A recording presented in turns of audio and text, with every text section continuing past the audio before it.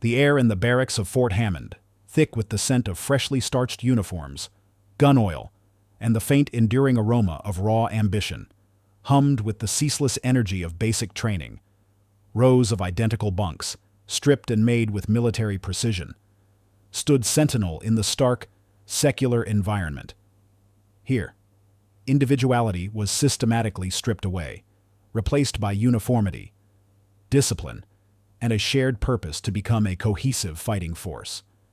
Yet, amidst this crucible of transformation, Elias Thorne, a quiet, principled young soldier, stood out, not for his loudness or his physical prowess, but for the silent presence of a well-worn Bible tucked away in his duffel bag. Elias came from a devout, humble background, a small farming community where faith was the bedrock of daily life. The Bible, its leather cover softened by countless readings, its pages thin and almost translucent, was a cherished gift from his grandmother. It was more than a book. It was a connection to his roots, a source of quiet strength, a moral compass in a world that often felt chaotic and unforgiving. He carried it everywhere, a subtle, almost imperceptible part of his gear, a personal sanctuary in the relentless grind of basic training, a quiet defiance in a world of rigid adherence to force. He was an earnest, often overlooked recruit. His physical build was lean, not naturally powerful like some of his more boisterous comrades. His quiet demeanor, his tendency to observe rather than interject, often led others to mistake his thoughtfulness for meekness, his spiritual devotion for weakness. Eris, emerging from his office, observed the scene. His initial reaction, a barely perceptible tightening around his eyes, suggested annoyance. Yet, instead of the sharp reprimand Lena expected, a quiet calm settled over him. He knelt, his movements precise and unhurried, picking up the scattered sheets. "No harm done," he murmured, his voice surprisingly gentle, belying the stern expression he usually wore.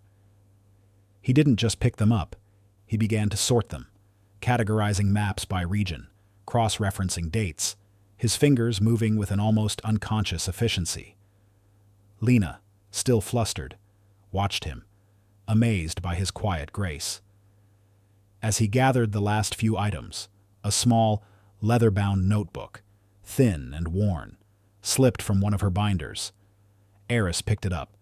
Its cover was etched with an unfamiliar, swirling symbol, and the pages were filled with elegant, antiquated script. Lena flushed deeper. "Oh, that's just... it was my great-grandmother's." Meals were eaten quickly in the crowded mess hall, often alone at a corner table, his gaze thoughtful as he processed the day's training, while others engaged in boisterous, often aggressive chatter, their voices echoing off the metal walls. He wasn't antisocial. He simply found solace in quiet reflection, in the internal world of his own thoughts and prayers. He would sometimes steal a few moments before lights out, reading a passage from his Bible, the words a quiet balm in the harsh, demanding reality of military life, reminding him of his deeper purpose. Yet, despite his unassuming presence, Elias possessed an inherent compassion, a quiet leadership that often went unnoticed by his drill sergeants, but was deeply felt by those around him. One sweltering afternoon, the recruits were put through a particularly grueling obstacle course. It was a chaotic, high-pressure environment, ropes to climb, walls to scale, muddy trenches to crawl through. A younger recruit, a slight, visibly struggling boy named David Miller, became entangled in a section of the simulated barbed wire. His uniform snagged, his movements grew frantic, and he panicked, risking serious injury as he thrashed against the sharp wires. He froze, paralyzed by fear and humiliation, his face pale, his breath coming in ragged gasps. Other recruits, focused on their own survival, shouted impatient orders or, worse, openly mocked David's struggles, their voices lost in the din of the drill sergeant's shouts. Elias, who was a few feet behind David, quickly assessed the situation. He saw the genuine terror in David's eyes, the precariousness of his entanglement. Despite his reserved nature and the fact that intervening offered no direct benefit to him indeed. It could slow him down or draw unwanted attention from the drill sergeants. Elias felt a familiar, visceral tug of responsibility. This was about a comrade's safety, a life potentially in danger, a fundamental duty that transcended personal gain. This showcased his inherent compassion and quiet leadership. Without a word, without drawing any attention to himself beyond the necessary pause in his own progress, Leo calmly and efficiently moved. He didn't yell. His voice, low and clear, carried an unexpected authority that cut through David's panic and the surrounding noise. David Miller. "Listen to my voice," Elias commanded, his tone firm but devoid of panic, resonating with an almost empathetic frequency. "Breathe. Control your breathing. Good. Now, shift your weight to your left foot. Feel for the next foothold, just below your right hand. That's it. Trust your grip. Move slowly. Good. Now, bring your right foot down. One step at a time. I've got you. You're almost there." David, his mind paralyzed by fear, slowly, almost instinctively, responded to Elias's voice. The calm authority, the precise, concise instructions, anchored him in the chaos. He shifted his weight, felt for the foothold, and began his slow, deliberate disentanglement, guided by Elias's steady commands. Elias remained directly behind him, offering quiet, steady verbal cues, ensuring every movement was safe. He extended his hand, not to pull, but to offer a stabilizing point of contact, a silent reassurance in the midst of David's terror. David stumbled onto the other side of the obstacle, coughing, his uniform torn but his body miraculously unharmed. He looked at Elias, his eyes wide with a mixture of shame and overwhelming gratitude. "Thorn, thank you. I froze. I thought I was done for." Elias merely nodded, his expression unreadable. He offered a small, almost imperceptible smile of encouragement, and then quietly continued on the obstacle course, blending back into the line of recruits, seeking no credit, no recognition. He had simply done what needed to be done, an instinct that defined his unique character, a quiet act of leadership that prioritized human connection over competitive drive. Later that evening, as he sat in his bunk, meticulously cleaning his rifle, a subtle, almost imperceptible tremor ran through Elias's dominant hand. It was most noticeable when he mentally sketched a complex tactical diagram from a drill, or when he reviewed military history books that detailed seemingly impossible acts of survival or unexpected turns of fate in battle. He would sometimes pause, his gaze distant, as he studied the intricate movements of armies across ancient battlefields, particularly maps of seemingly impossible flanking maneuvers or strategic retreats. This wasn't weakness or nerves. Rather, it was a ghost, a fleeting echo of a suppressed childhood fascination with strategic thinking and the unpredictable nature of conflict, a profound curiosity about the unseen forces that shaped human events.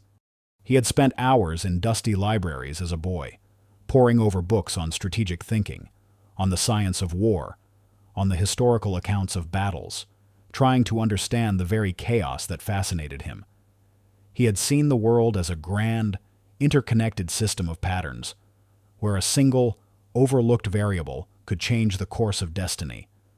That innocent curiosity, that intuitive spark of understanding, had been systematically dismantled and replaced by the rigorous demands of military training and objective analysis.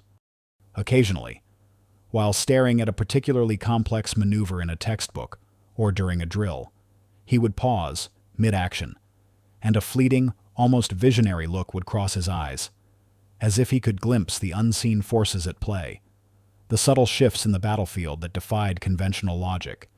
It was quickly masked by his usual diligent expression, the disciplined soldier asserting his dominance once more. This subtle tremor, this fleeting look, suggested a buried, intuitive, strategic mind, a dormant capacity for profound, perhaps even prophetic, insight into the chaos of warfare that still resided, however deeply, within him. It was a secret, a quiet strength, waiting for its true battlefield. The rigorous demands of basic training eventually gave way to the stark realities of deployment. Elias Thorne's unit, fresh from the crucible of Fort Hammond, found themselves airlifted into a volatile, active combat zone, a sun-scorched landscape where the air vibrated with an unseen menace. The monotonous hum of the barracks was replaced by the distant thud of artillery, the crackle of static on comms, and the pervasive scent of dust, fear, and scorched earth. This was a region rife with deep-seated ethnic and political tensions, a complex tapestry of historical grievances and simmering resentments that defied simple military solutions. Here, every decision, every movement, every word carried the weight of life and death, not just for the soldiers, but for the fragile peace that hung by a thread. In this brutal reality, Elias's quiet principles, rooted in his family's humanitarian background and embodied by the well-worn book on conflict resolution and nonviolent communication he carried, became a direct target. The small, unassuming paperback, wrapped in its simple cloth, was tucked meticulously into a designated pocket of his combat uniform, a subtle, almost defiant presence. The constant presence of this book quickly caught the eye of Sergeant Mark "Sarge" Peterson. Sergeant Peterson was a veteran hardened by multiple tours, his face a roadmap of scars, his eyes holding the cynical, weary gaze of a man who had seen too much of humanity's darker side. He was a leader forged in the crucible of practicality, obsessed with traditional military solutions, force, discipline, and unwavering tactical execution. He dismissed anything he viewed as soft, idealistic, or irrelevant to immediate survival. For Sergeant Peterson, the only truths that mattered were those proven in a firefight firepower. Clear orders and aggressive action. Peace-building, in his view, was a civilian luxury, a weakness that could compromise a soldier's focus in a combat zone. The mockery began subtly, hushed comments in the barracks, sidelong glances during mealtimes. "Look, it's the professor," a grunt would whisper, just loud enough for Elias to hear. "Gonna read us a bedtime story about peace." Elias would feign ignorance, his gaze fixed on his plate, choosing to endure rather than confront. He knew that in this environment, drawing attention, especially for anything perceived as unconventional, could lead to far worse. But Sergeant Thorne, ever the orchestrator, sought a more public display, a way to dismantle what he perceived as Elias's naive dependence. The public humiliation was orchestrated with Sergeant Thorne's typical blend of casual cruelty and tactical precision. It happened during a mandatory evening briefing, held in a makeshift tent illuminated by a single, flickering generator light. The air was thick with the scent of sweat and anticipation as Sergeant Thorne reviewed intelligence reports on insurgent activity, his voice sharp and commanding, emphasizing the brutal nature of their enemy. Leo, as always, sat quietly at the back, his small book, a comforting weight, subtly tucked into his combat uniform pocket. Sergeant Thorne paused his briefing, his eyes sweeping over the assembled squad, lingering on Leo. "All right, listen up, gentlemen." Sergeant Thorne's voice boomed, cutting through the tense silence. "Out here, we rely on our training, our gear, and each other. Anything else is dead weight.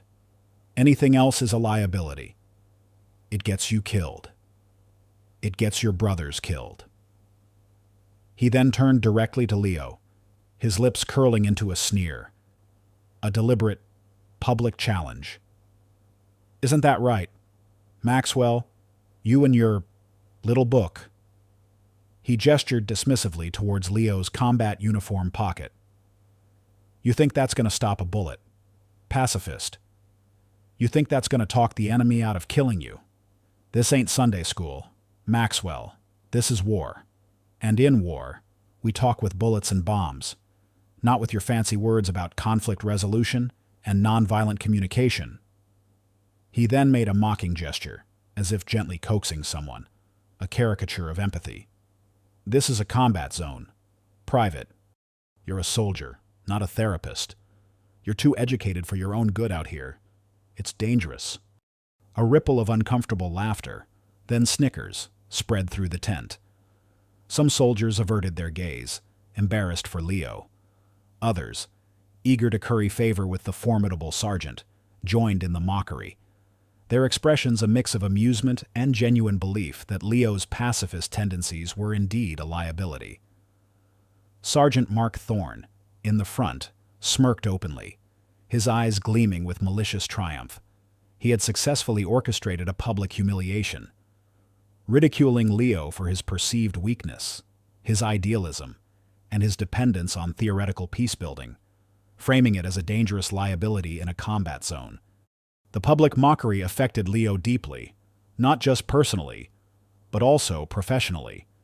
His standing within the squad, which had been slowly building through his quiet competence and helpful nature, instantly plummeted. In a combat zone, mutual respect and trust were paramount, literally life-saving.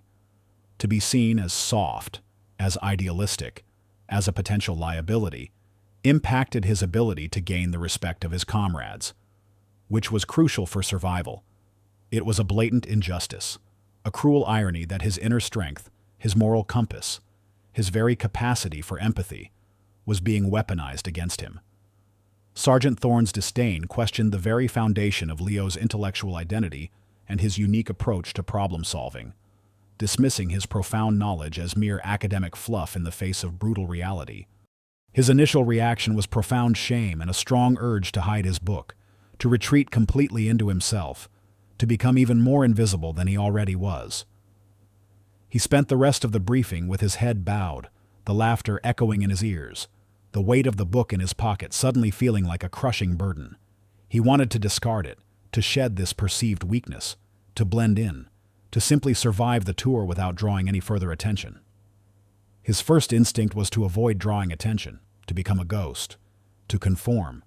Yet, slowly, insidiously, a different emotion began to stir within him, bubbling up from the depths of his despair, a fierce, burning resolve. It wasn't just shame, it was a profound anger, a quiet fury at the sheer cruelty of the public humiliation, coupled with the profound sense of personal connection to his principles.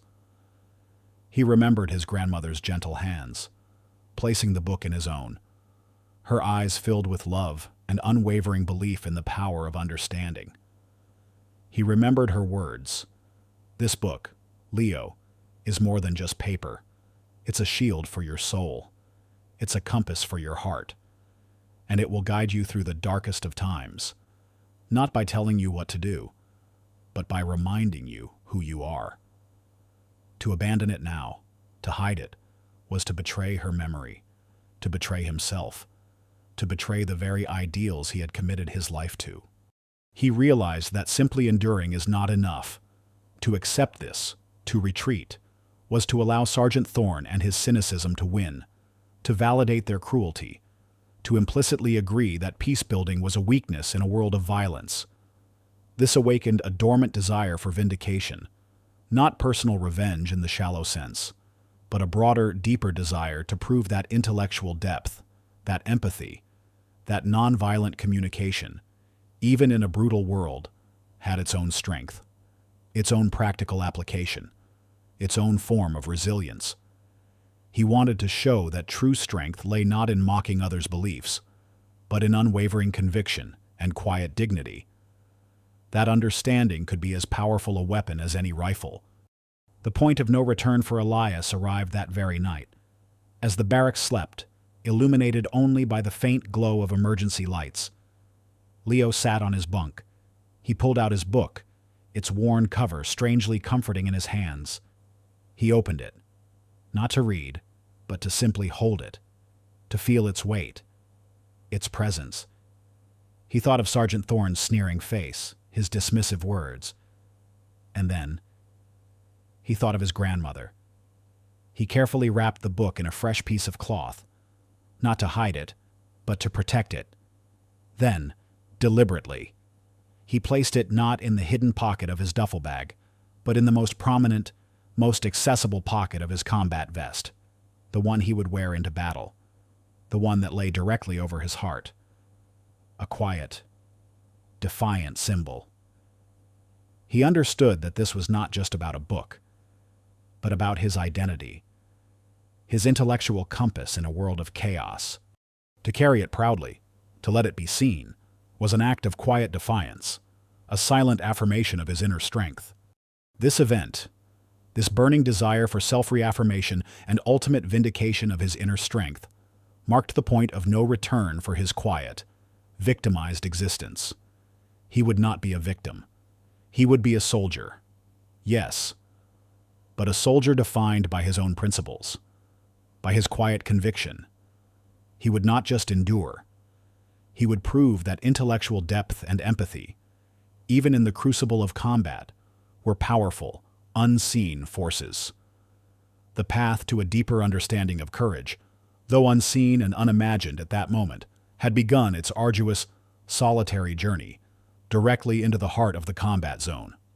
The relentless heat of the sun-scorched combat zone beat down upon Leo Maxwell's unit, an oppressive blanket that mirrored the simmering tensions of the region.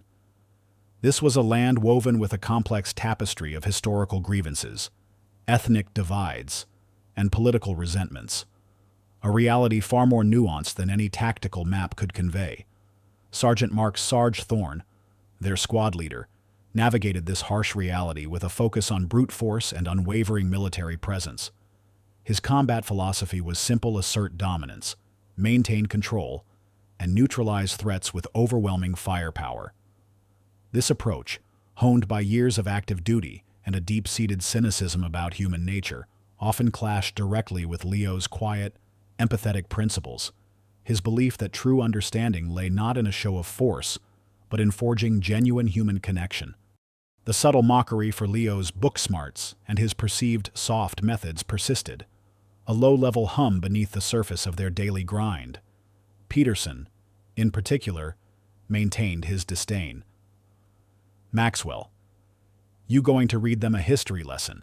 He'd scoff during a tense patrol through a contested village, his voice carrying just enough for others to hear.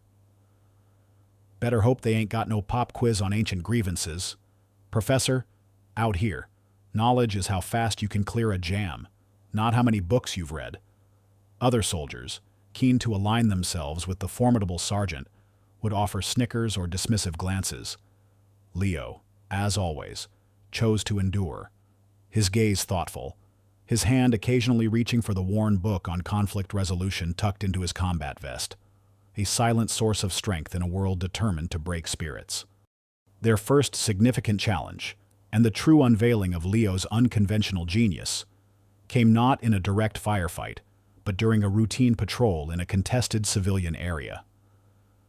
The unit was moving through a small, ancient town, its stone buildings crumbling, its narrow streets filled with a wary, traumatized populace. Suddenly, a chaotic scene unfolded before them. A heated civilian dispute had escalated into a volatile confrontation between two families from rival ethnic groups, their faces contorted with rage, their voices a torrent of shouted accusations in a local dialect unfamiliar to most of the soldiers. What began as a dispute over a stolen goat was rapidly spiraling into violence, threatening to draw in larger segments of the community. Sergeant Thorne, following standard protocol, immediately moved to assert military presence, his hand instinctively resting on his sidearm. "Break it up," he bellowed, his voice accustomed to cutting through chaos. "Disperse now." His conventional military solution, focused on control and intimidation, only seemed to further agitate the already volatile crowd, their fear quickly turning to resentment. Two young men, fueled by anger and historical animosity, lunged at each other, one brandishing a rusty pipe, the other a sharpened stick. Conventional military solutions force. Threats were clearly failing, risking an even larger conflict. Leo, observing the scene, felt that familiar tremor in his dominant hand, a silent echo of his internal focus. He saw not just a chaotic crowd, but the raw, unquantifiable currents of human emotion. the deep-seated historical grievances that simmered beneath the surface.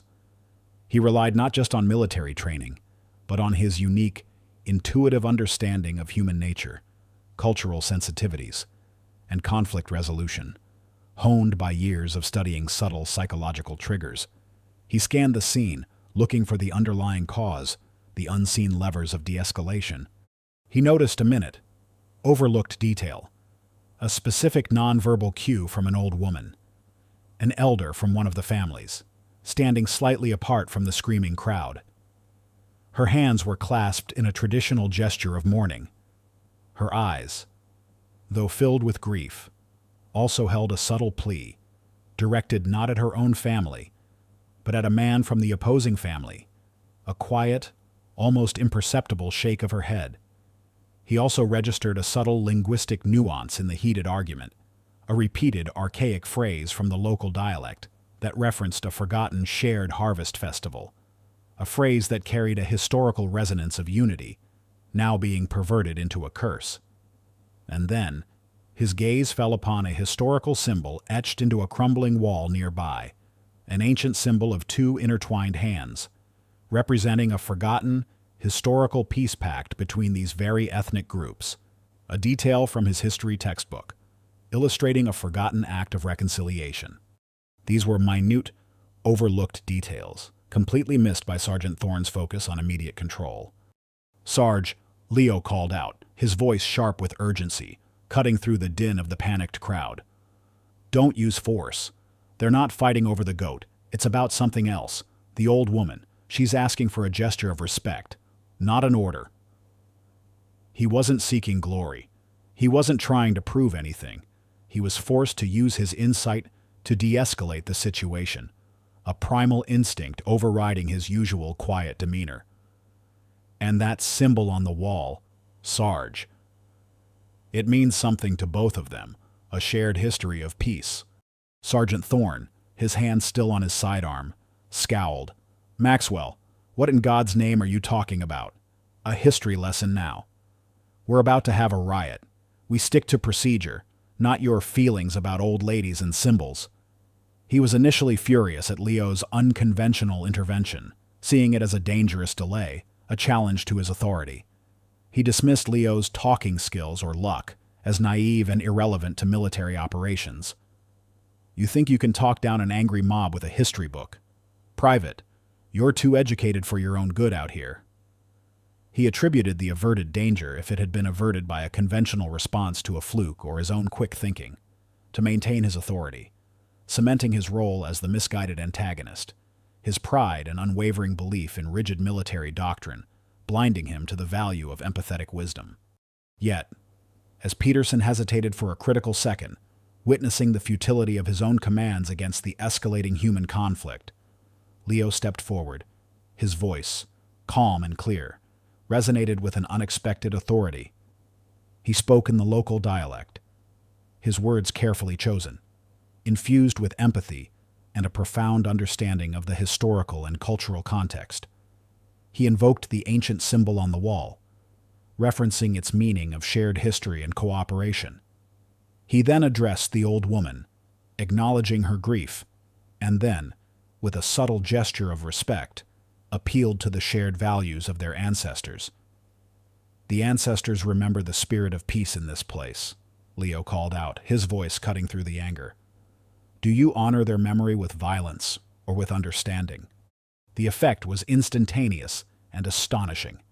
The two young men, poised for violence, slowly lowered their weapons. The shouting subsided. The crowd, initially hostile, quieted, their gazes shifting from Sergeant Thorne's imposing military presence to Leo's quiet, empathetic figure.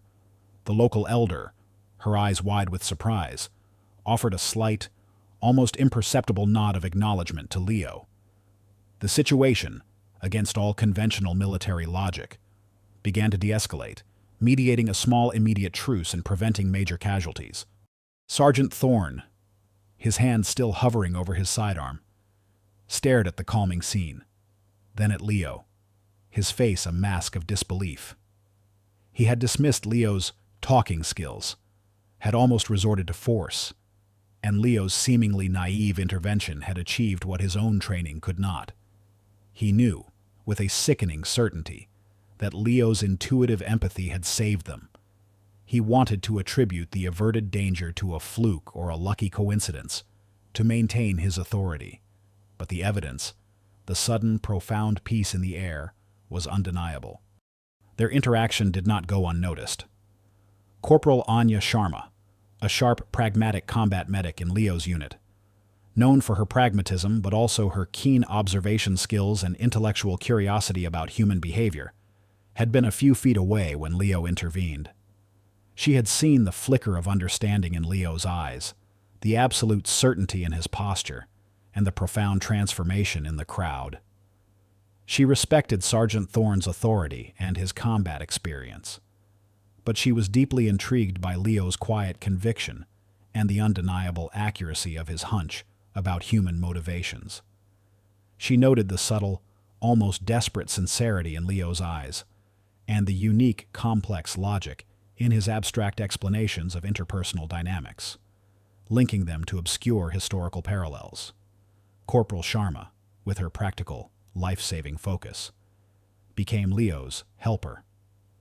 Her presence a quiet counterpoint to Sergeant Thorne's dismissive arrogance. Later, as the unit regrouped, the atmosphere was tense.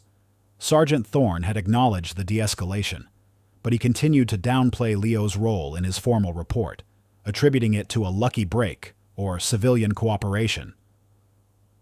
"Maxwell just got lucky," he muttered to his first sergeant, loud enough for Leo to hear. "Sometimes these locals just calm down on their own. Doesn't mean his touchy-feely stuff actually works." However, Corporal Sharma sought Leo out. She found him quietly reviewing his book on nonviolent communication, his movements calm and precise. "Leo," she said, her voice low, "that wasn't luck. You understood something no one else did. You spoke their language, not just the words, but the history behind them. What did you see? What did you feel?" Leo hesitated. Then, in highly technical but abstract terms, he explained his intuitive process. "It's a pattern. Corporal, the old woman's gesture, the way that specific idiom was used. The symbol on the wall, they're all signals, echoes of past conflicts. Yes, but also echoes of past solutions. The enemy here, they're not just fighting for territory. They're fighting for dignity, for recognition of their history. My mind, it just maps it, like a complex psychological puzzle, but not one made of force alone." He spoke of the memory of the battlefield, not in terms of troop movements, but in terms of the emotional landscape, the psychological scars of generations. He spoke of the interconnectedness of fate and action, of how the smallest empathetic gesture could avert the largest conflict. Anya listened intently, her keen mind absorbing his abstract explanations. She didn't fully understand the visionary look in his eyes, or the interconnectedness of fate and action, but she grasped the essence of his profound insight. She recognized the specific, almost prophetic language he used, sensing a tangible link between his unconventional understanding and the undeniable, averted disaster. She saw the profound, almost spiritual wisdom beneath his quiet exterior. She realized that Leo Maxwell possessed a unique form of intelligence, one that complemented their rigorous military training, but transcended its rigid boundaries. The crucible of doubt, for Leo, had forged not just resilience, but a profound, albeit silent, validation of his unique capabilities. But the battle to truly be heard, to have his wisdom embraced rather than scorned, was far from over. The real test of his pacifism, in a world steeped in violence, still lay ahead. The fragile detente that Elias Thorne's unit had briefly established in the ancient town quickly unraveled. The simmering conflicts in the region, fueled by generations of distrust and misunderstanding, erupted into a full-blown civil war. The subtle tension Leo had sensed now boiled over into widespread, brutal violence, consuming the very fabric of society. The unit found itself deployed to the heart of the maelstrom, assigned to a high-risk mission securing a strategic, heavily contested objective within a sprawling, ancient urban complex. This wasn't a mere military outpost. It was a contested civilian population center, a critical humanitarian aid hub, and a potential site for a desperate, last-ditch peace negotiation. The mission was critical, its stakes immeasurable.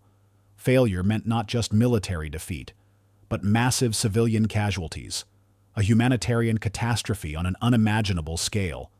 Sergeant Mark Thorne, his face grim and set, pushed his men with a relentless drive, relying on conventional military tactics, which, in this complex environment, faced unexpected and devastating resistance.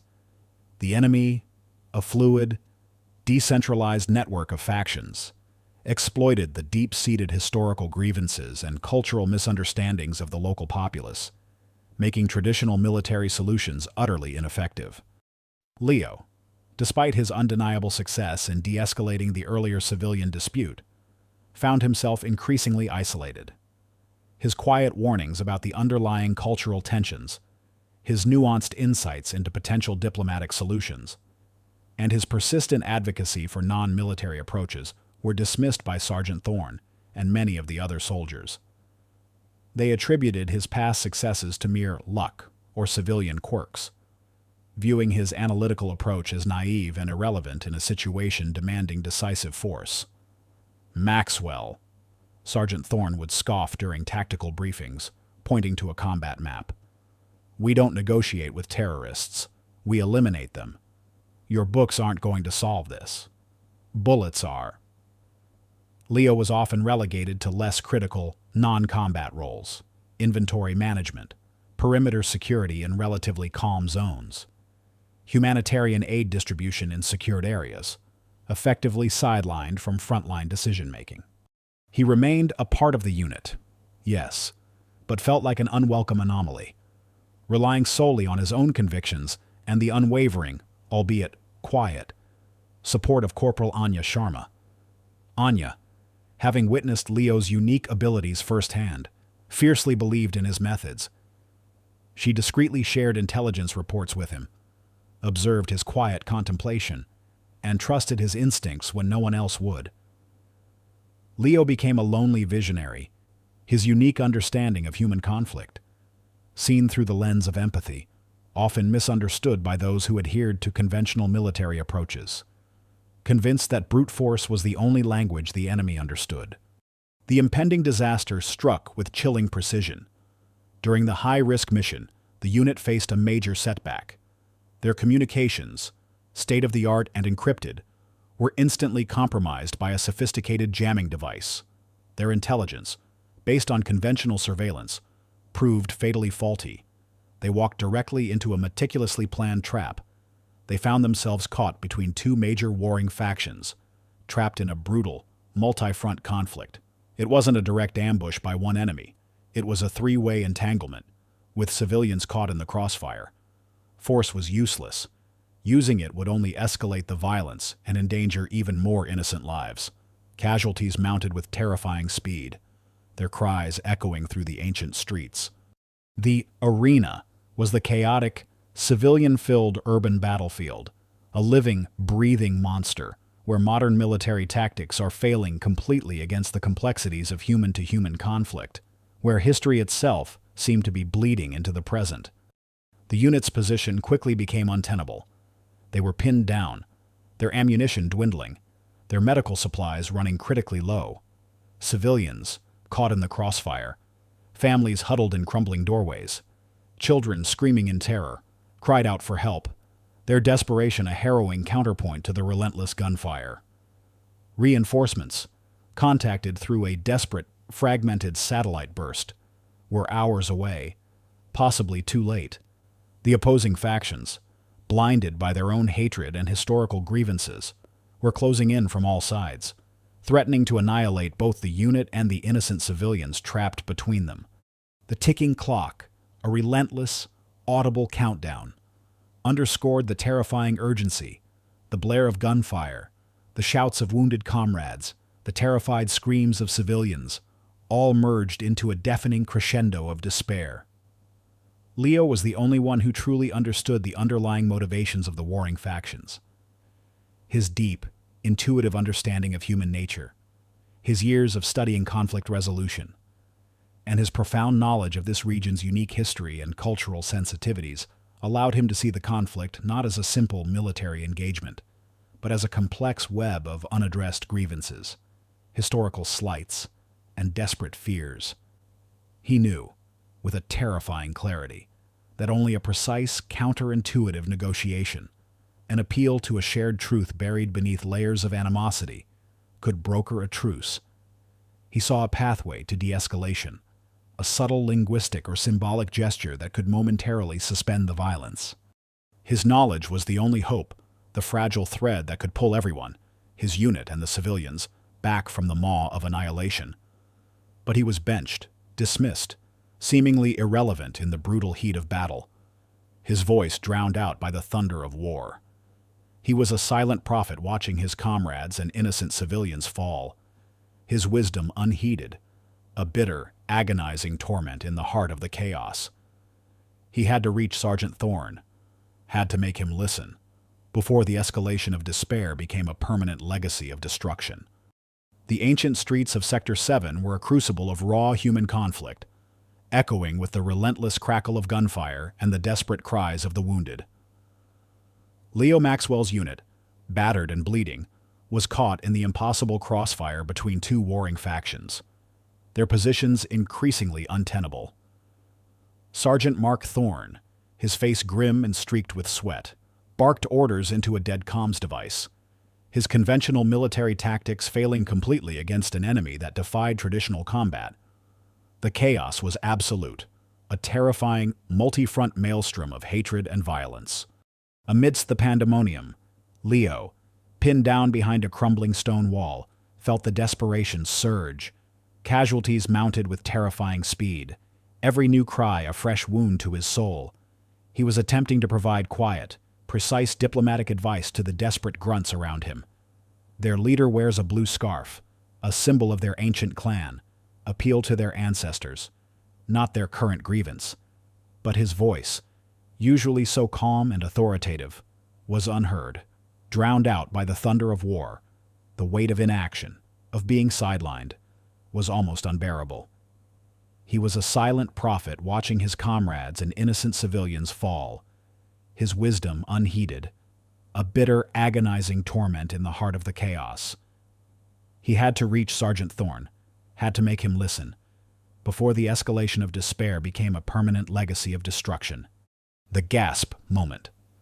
As the multi-front conflict reached its brutal climax, a sudden, devastating explosion ripped through a nearby building, a concussive blast that sent a shower of ancient masonry and shrapnel raining down.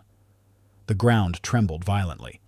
Sergeant Thorne, attempting to pull a wounded soldier to safety, and Corporal Anya Sharma, frantically triaging casualties, were caught in the blast. They were thrown backward, pinned beneath a heavy beam, their comms crackling, then falling silent.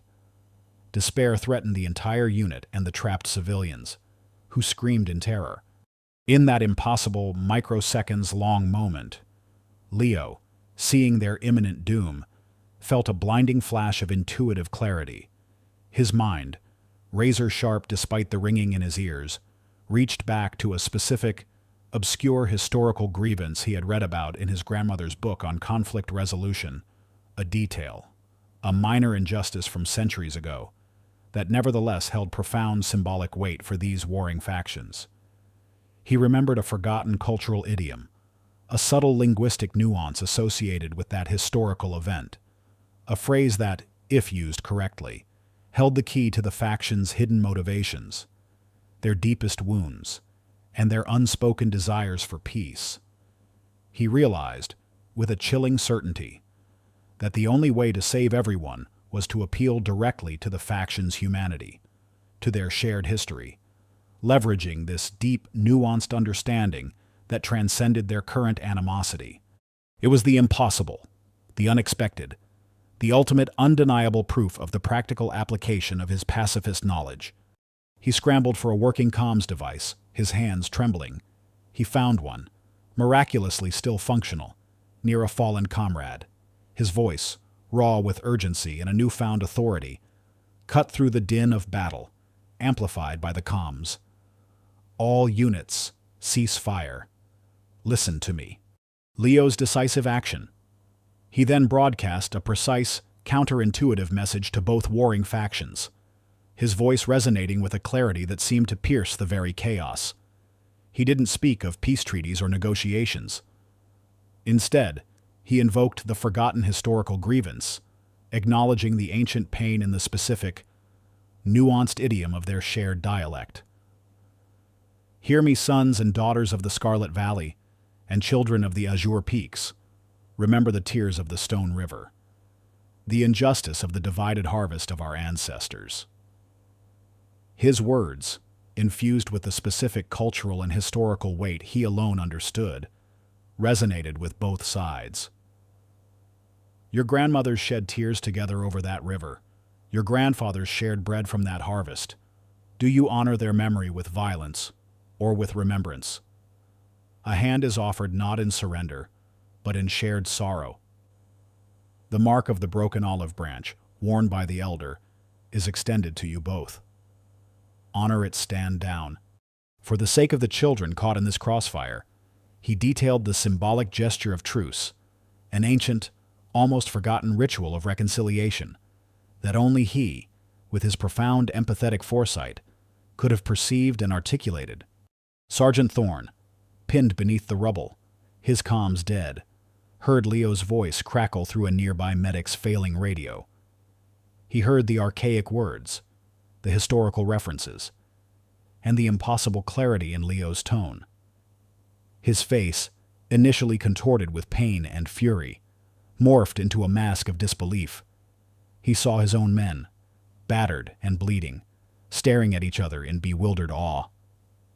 He saw the enemy factions, momentarily, inexplicably, faltering in their advance. He tried to dismiss Leo's words as madness, a desperate act of surrender, but the immediate, undeniable effectiveness of the message was irrefutable. The fighting, incredibly, was subsiding. The turnaround and truce Sergeant Thorne, profoundly moved by Leo's impossible diplomatic breakthrough and the undeniable, life-saving impact of his knowledge, made the only decision he could. He roared, his voice raw with a desperate, newfound conviction. Ceasefire, ceasefire, all units, hold your positions, I repeat. Hold fire, follow Maxwell's lead. He then used his authority to immediately order his men to stand down and, against all military logic, facilitate Leo's unique communication. He pushed himself free from the rubble, his eyes fixed on Leo, a dawning awe and shame washing over him. Leo, now in control of a working comms unit, guided by his intuitive understanding of human nature and conflict, directed the negotiation from the midst of the battlefield, his calm voice cutting through the chaos like a beacon of clarity. He translated desperate pleas from civilians, subtly rephrased aggressive demands into culturally respectful requests, and articulated the shared desire for a cessation of hostilities.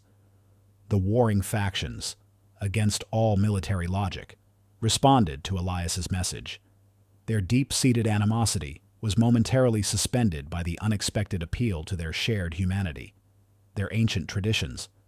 A fragile, improbable truce was brokered, a desperate, precious window of peace opening amidst the carnage. It allowed the unit and the civilians to escape the immediate danger, just as outside forces prepared for a full-scale assault that would have annihilated everyone. Reactions of the unit and observers. The rescued soldiers emerged from the smoke and dust, battered but alive, their faces etched with gratitude and profound awe. Civilians, trembling but safe, clung to their children, their eyes wide with disbelief and relief. Liam Rodriguez, the younger recruit Elias had mentored if applicable, stares at Leo in his book, a dawning realization on his face. He walked up to Leo, his voice choked with emotion. You saved us. Leo, you and your words. Sergeant Thorne approached Leo, his usual cynical sneer replaced by a look of profound admiration. He clapped Leo on the shoulder, a gesture of deep respect. "Maxwell," he said, his voice raw. "I was wrong. About everything. Your pacifism. Your books. They saved us. All of us. My rigid focus on conventional tactics blinded me to this profound, life-saving wisdom." He nodded towards the book, now clutched in Leo's hand. "That wasn't luck, Maxwell. That was something else. Something I don't understand. But I can't deny." The broader military audience, later informed by Peterson's and Sharma's glowing reports, transitioned from despair over the initial setback to stunned amazement, then to joyous cheers for the unit's miraculous escape. The story of Leo's unconventional truce, initially dismissed as naive idealism, became a powerful legend, a dawning understanding of the profound strength that lay beyond mere physical prowess. Leo Maxwell, the soldier outcasted for being a pacifist, was publicly vindicated, not by his physical prowess, but by his unparalleled empathetic foresight and unwavering dedication to peace.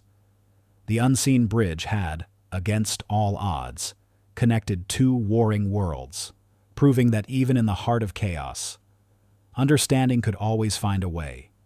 The cacophony of the battlefield in Sector 7 had silenced, replaced by a profound, almost reverent hush. The news of Leo Maxwell's miraculous truce, brokered by his sheer will and unconventional wisdom, echoed far beyond the immediate combat zone, resonating through military high commands and global diplomatic circles alike. The unit's impossible survival, plucked from the jaws of annihilation, became a widely celebrated story, a testament to courage and, crucially, to the unexpected power of non-conventional conflict resolution. Leo's actions garnered widespread acclaim, his name whispered with a mixture of awe and profound respect by soldiers, commanders, and the international community. Sergeant Mark Thorne, the veteran whose cynicism had once cast a long shadow over Leo's idealism, was a visibly humbled figure. The events of Sector 7, the brutal multi-front engagement, the mounting casualties, the undeniable failure of his conventional tactics, and the miraculous intervention of Leo's unique understanding had shattered Peterson's rigid belief system.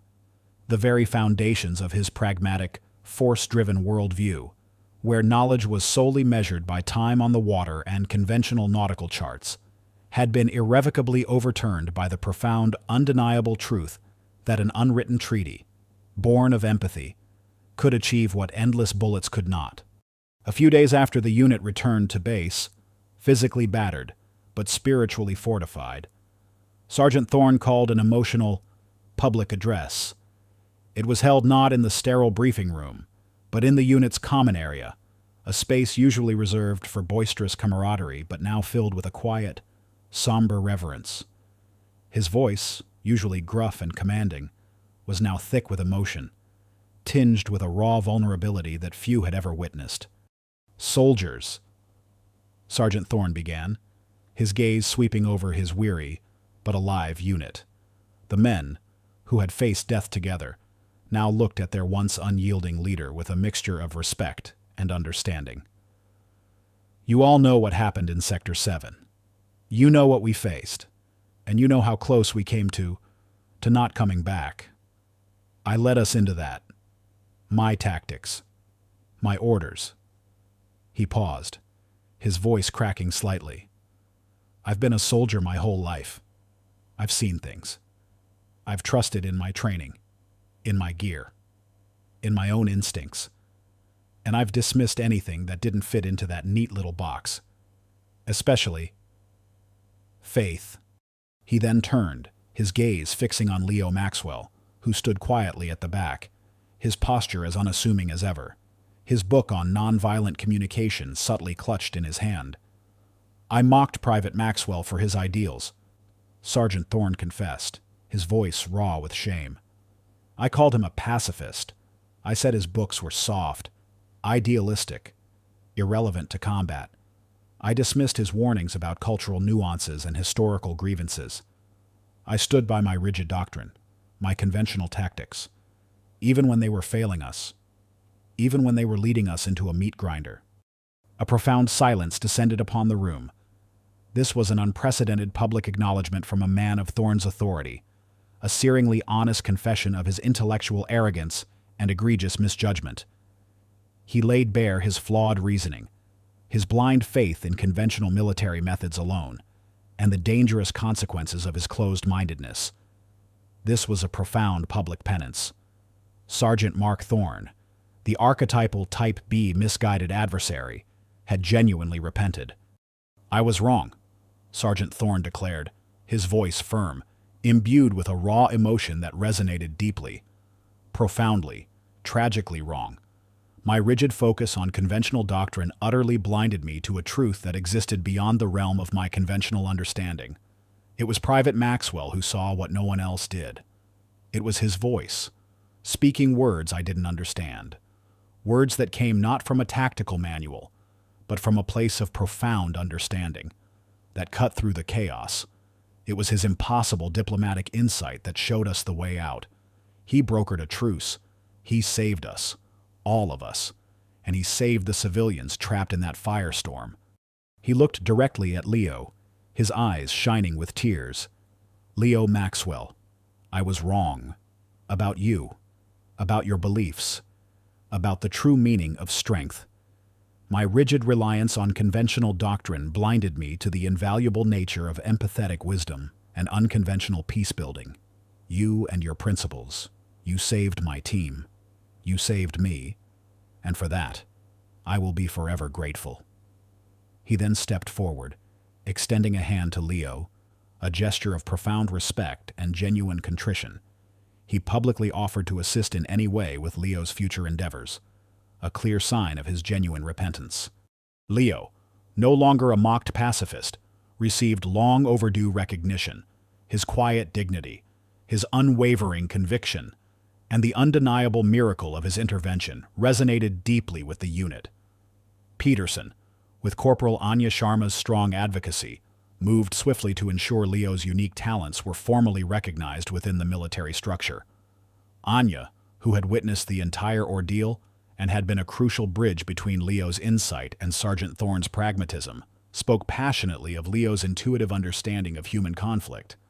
Sergeant Thorne then offered Leo an unprecedented opportunity, a role that defied conventional military categories to serve as a specialized conflict resolution and humanitarian liaison officer.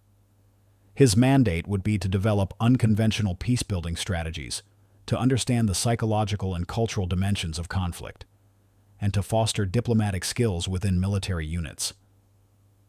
Elias listened, his gaze fixed on Peterson's earnest face. This was more than a job.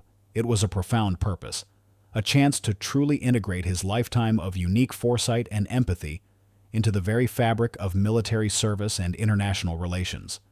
Later, in a quieter conversation in the transformed unit common room, Leo and Sergeant Thorne, joined by Corporal Sharma, reflected on the profound lessons learned.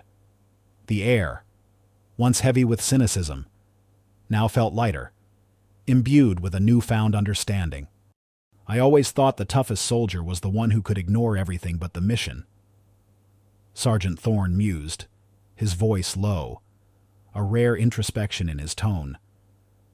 "Now I see it's the one who carries something more than just a rifle, something to fight for, something to truly understand."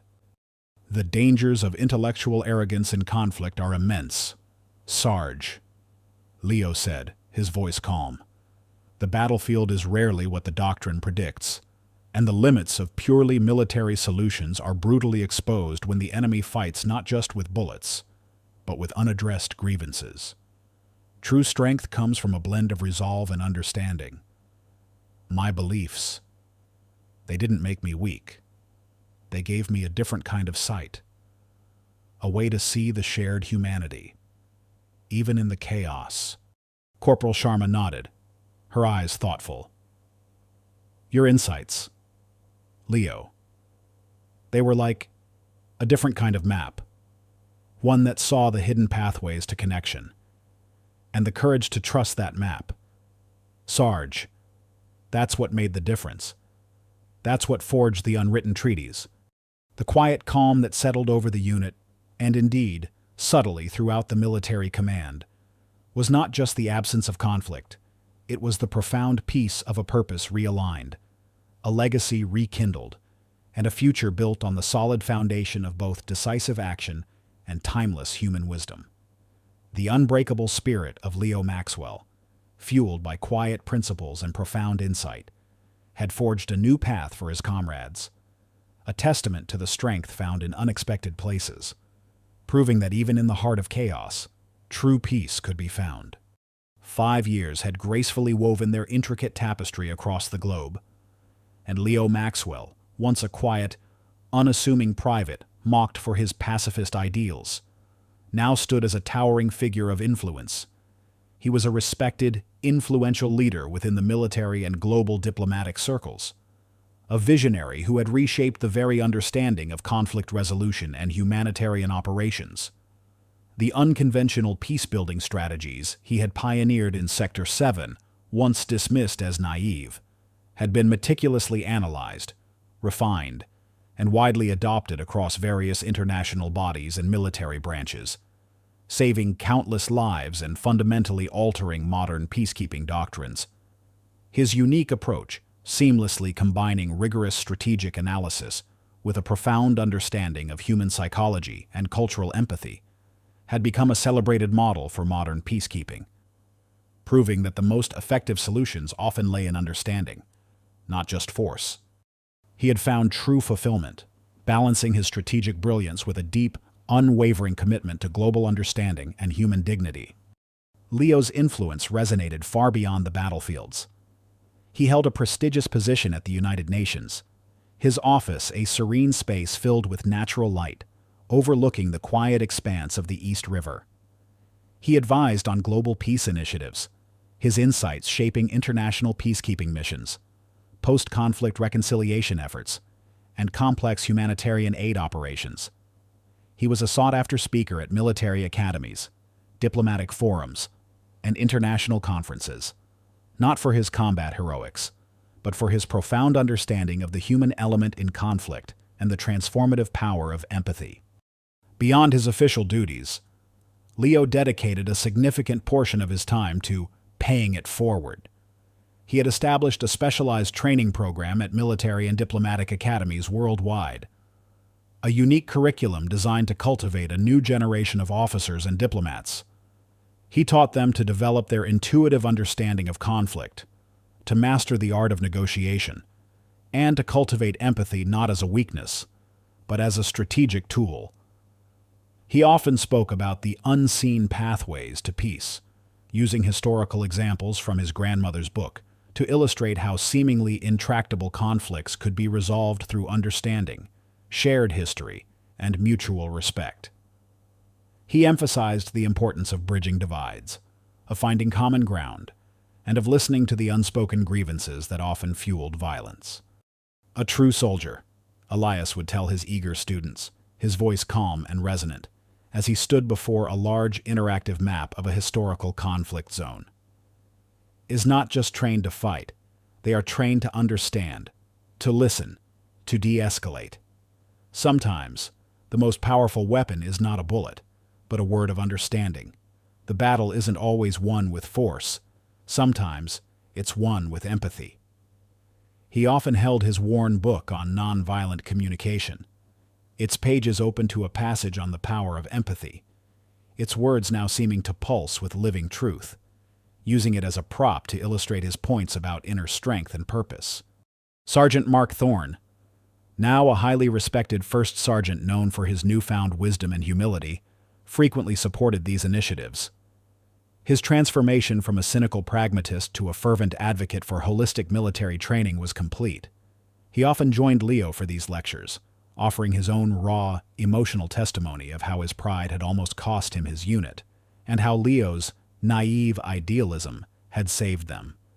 Captain Anya Sharma, now a major and a leading figure in military psychology and combat stress management, also participated, speaking eloquently about the interplay of psychological resilience and empathetic communication in the field.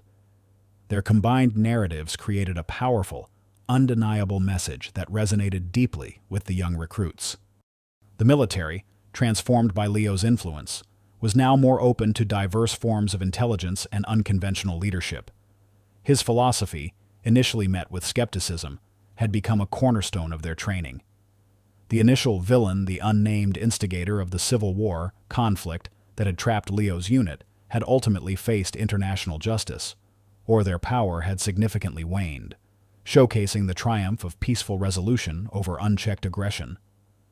The armed forces now fostered a culture that valued intuition, empathy, and diplomatic skill alongside traditional military prowess, becoming a model for other forces worldwide. The story culminates with Leo, now a truly revered mentor and elder statesman of peacebuilding, sitting in a quiet, serene study overlooking a peaceful, revitalized post-conflict community that his strategies had helped rebuild. The sounds of children's laughter, once drowned out by gunfire, now echoed through the rebuilt streets. He held his well-worn book on nonviolent communication, its pages open to a passage on the power of empathy, its words now seeming to pulse with living truth, a tangible testament to the profound impact of his life's work. The tremor, that subtle ghost of his youth that had once accompanied his intuitive insights, was entirely gone. His hands were steady, his gaze calm, his presence radiating an unshakable peace. He looked towards the horizon, where the sun cast long, golden rays over the once war-torn landscape, now blooming with life and harmony. A faint, contented smile touched his face, a profound understanding in his eyes. The quiet power of his compassion and wisdom radiated outward, touching everything he surveyed. The pacifist soldier had not just survived. He had become the unseen architect of peace, building bridges where others had erected walls, ensuring that harmony, even in the most fractured world, can always find a way. If this story stirred your heart, if it reminds you that courage can alter destinies and that light always finds a path even in the deepest darkness, please leave a comment. Share this story with those who need inspiration. Like, subscribe, and hit the bell to never miss our upcoming stories.